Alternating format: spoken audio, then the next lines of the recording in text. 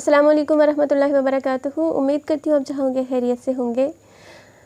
دوستو، کبھی کبھی کوئی ایسا واقعہ ہمارے سامنے آ جاتا ہے کہ ہم اسے پڑھتے ہیں تو ہمارا دل کرتا ہے کہ ہم اس سے خود بھی نصیحت حاصل کریں اور دوسرے لوگوں کو بھی بتائیں یا سنائیں۔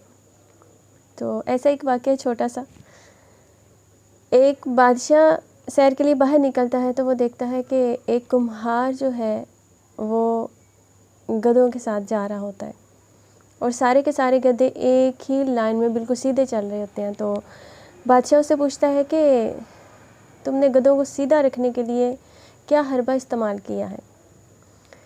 تو کمہار جواب دیتا ہے کہ کچھ زیادہ نہیں، بس یہ کہ جب ان میں سے کوئی لائن توڑتا ہے تو میں انہیں سزا دیتا ہوں۔ بادشاہ نے کہا کہ اگر میں تمہیں کوئی منصب اپنی سلطنت میں عطا کروں، کوئی منصب تمہیں اپنی سلطنت میں دوں، تو کیا تم انصاف قائم کر سکتے ہو؟ تو کمہار نے حامی بھر لی۔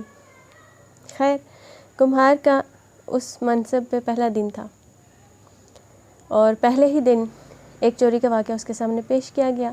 تو کمہار نے اعلان کیا کہ جو شخص جس نے چوری کی ہے اس کا ہاتھ کاٹ دیا جائے۔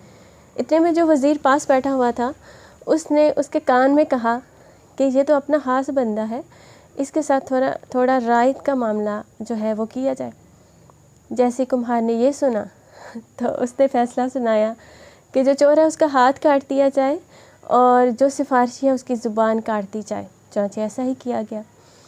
اس طرح کمہار کے ایک دن کے فیصلے نے کیا کیا کہ عوام کو پوری طرح سے محتاط کر دیا اور ملک میں امن و امان قائم ہو گیا۔ تو دوستو، کبھی کبھی ملک میں، گھر میں، معاشرے میں امن و امان کو قائم رکھنے کے لیے ایسا ہی کرنا پڑتا ہے۔ اگر ہم یہ چاہتے ہیں کہ ہمارے ملک میں بھی امن و امان قائم ہو تو وہاں پہ اسلام کا اور قانون کا بول بالا ہونا ضروری ہے۔